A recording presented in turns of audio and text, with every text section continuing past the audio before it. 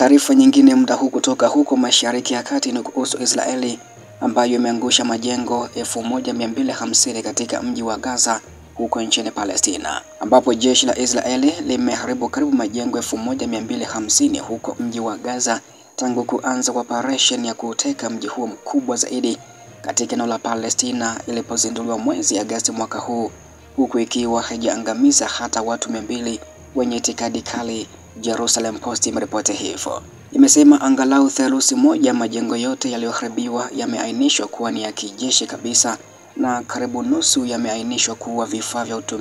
vya utumiaji vikali kama vile kuwa na kamera za uchunguzi. Gazeti hilo limeeleza hivyo.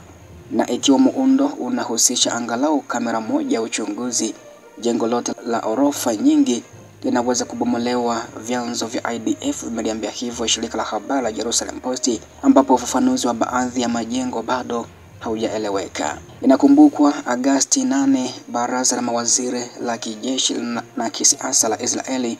liliweza kuidhinisha mpango uliopendekezwa na waziri mkuu wa Israeli Benjamin Netanyahu wa kuteka mji wote wa Gaza na kupanua operation katika eneo la Palestina, ambapo mnamo Agosti 20 IDF ilianzisha mashambulizi nje kidogo ya jiji hilo. Na wakati pia hao yakijili, harakati ya Hamas imepanga kuiomba Marekani au kuwasilishia Marekani kuhusu Israeli kuondoa wanajeshi wake huko mji wa Gaza, ambapo harakati ya Palestina Hamas itaiomba Marekani na wapatanishi kuhakikisha kwamba wanajeshi wa Israeli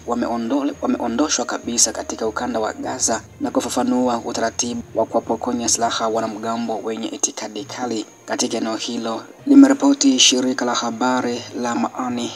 ambalo liko karibu na Hamas. Kulingana na ripoti hiyo, imeeleza kwamba wakati wa mashauriano yajayo huko Doha, wawakilishi wa Hamas wanakusudia kuiuliza Washington ratiba na utaratibu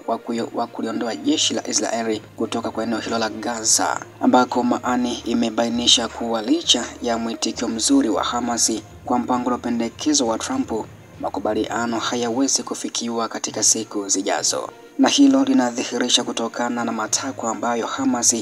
imetoa na uwezekano wa kurekebisha mapendekezo ya ikulu ya White House kwa kuzingatia matakwa hayo. Inakumbukwa tarehe 29 Septemba ikulu ya Marekani pia ilitoa mpango wa kina wa rais wa Marekani unaolenga kutatua